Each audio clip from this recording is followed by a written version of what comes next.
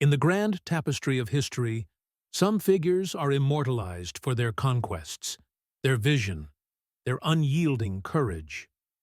And then there are those remembered for something else entirely.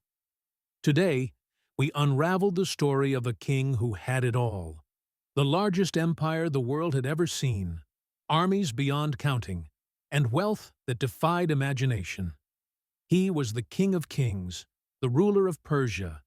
His name was Darius III, and he is forever known as the king who ran from Alexander. Our story begins in 336 BC. The mighty Persian Empire, the Achaemenid dynasty, stretched from the shores of Greece to the mountains of India. It was a mosaic of cultures, languages, and peoples, all under the rule of one man. But a shadow was growing in the west. Philip II of Macedon had united the fractious Greek city-states, forging them into a single deadly military force. His ambition was clear: to cross the Hellespont and challenge the might of Persia. But fate is a fickle mistress. Before Philip could launch his grand invasion, he was assassinated, leaving his throne to his 20-year-old son, a young man named Alexander. In the sprawling palaces of Persia, the news was likely met with a sigh of relief. A boy king inheriting a kingdom in turmoil? Surely the threat had passed. Darius III, who had only recently ascended to the Persian throne himself after a period of palace intrigue and assassinations, could now focus on consolidating his own power. He was a capable administrator, a respected nobleman, but he was about to face a force of nature unlike any the world had ever seen. In the spring of 334 BC, Alexander did the unthinkable. He crossed into Asia Minor with an army of around 40,000 men. It was a gamble of epic proportions. He was outnumbered, far from home, and marching into the heart of a superpower. Darius, underestimating the young Macedonian, didn't lead the defense himself. Instead, he dispatched his local governors, his satraps, to deal with the nuisance. The first clash came at the Granicus River. The Persian commanders chose a strong defensive position on the far bank. They were confident. Their cavalry was superior, their numbers greater. They expected Alexander to wait, to hesitate. But Alexander was not a man who hesitated. In a move of breathtaking audacity, he led his elite companion cavalry straight across the rushing river and smashed into the Persian line. The battle was a whirlwind of chaos and courage. The Persian front buckled, then broke. It was a stunning victory for Alexander, a shocking wake-up call for Darius. The gateway to Asia Minor was now wide open. For over a year, Alexander marched through what is now modern-day Turkey, liberating Greek cities and securing his supply lines. Darius, finally realizing the gravity of the situation, began to assemble a grand army. He called upon the full might of his empire, gathering soldiers from every corner of his vast domain. Chroniclers speak of hundreds of thousands of men, a river of humanity flowing west to crush the impudent Macedonian. While these numbers are likely exaggerated, Darius's army was undeniably immense, dwarfing Alexander's forces. The stage was set for a decisive confrontation. In November of 333 BC, near a narrow coastal plain at a place called Issus, the two armies finally met. This time, Darius was there, commanding his legions from the center of the line, seated in his magnificent war chariot, a golden eagle standard flying high above. The terrain, however, worked against him. The narrow plain constricted his massive army, preventing him from using his superior numbers to envelop the Macedonians. As the battle raged, the Persian left flank began to crumble under the relentless pressure of Alexander's phalanx.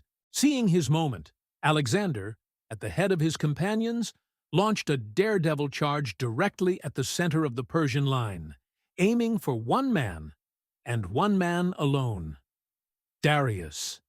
The fighting was desperate, a maelstrom of steel and fury. Alexander himself was wounded in the thigh, but his charge was unstoppable. He broke through the Persian royal guard, getting ever closer to the King of Kings. And then it happened. Darius, seeing the ferocious blonde-haired king carving a path of destruction straight towards him, was gripped by terror. The man who commanded 1,000,000 subjects, the heir to Cyrus the Great, lost his nerve. He turned his magnificent chariot and fled the battlefield, leaving his army to its fate. The flight of the king was the signal for a total collapse. The Persian army, leaderless and demoralized, disintegrated. It was a slaughter. But Alexander wasn't interested in the fleeing soldiers. He was interested in Darius. The pursuit was relentless, but Darius escaped into the night, leaving behind his war chariot, his bow, and even his royal cloak. More importantly, he left behind his mother, his wife, and his children, who were captured by Alexander's forces. In a remarkable act of chivalry, Alexander treated them with the utmost respect, assuring them of their safety and royal status, a stark contrast to the brutal customs of the age. The aftermath of Issus was a geopolitical earthquake. Alexander now controlled the entire western half of the Persian Empire. Yet, Darius was still at large. From the safety of Mesopotamia, he sent a letter to Alexander. It was a plea, a negotiation. He offered Alexander a fortune in gold, his daughter's hand in marriage, and all the lands west of the Euphrates River. It was a staggering offer. Alexander's most trusted general, Parmenion, famously said, "If I were Alexander, I would accept." Alexander's legendary reply echoes through history. "So would I, if I were Parmenion." But he was Alexander, and he wanted it all. He wrote back to Darius, not as an equal, but as a conqueror, demanding unconditional surrender. Darius had no choice but to fight. For the next 2 years, he gathered another army, even larger than the last. He scoured his eastern domains for the best troops, the most fearsome cavalry, and a new secret weapon, scythed chariots, designed to rip through the Macedonian phalanx. He learned from his mistakes at Issus. He would not be caught on a narrow field again. He chose his ground carefully, a wide, flat plain near a village called Gaugamela, in modern-day Iraq. He had the ground leveled and cleared of obstacles, a perfect killing field for his chariots and cavalry. On October the 1st, 331 BC, the sun rose on what would be the final, cataclysmic battle between Alexander and Darius. The Persian army was a breathtaking sight, a sea of soldiers stretching to the horizon. Darius was once again in the center, surrounded by his finest troops, the Persian immortals. He was determined. This time, there would be no retreat. Alexander, facing this immense host, employed a brilliant and unorthodox strategy. He advanced with his army angled to the right, drawing the Persian left flank out to follow him. This created a gap in the Persian line. The scythed chariots, which Darius had placed so much hope in, were largely ineffective.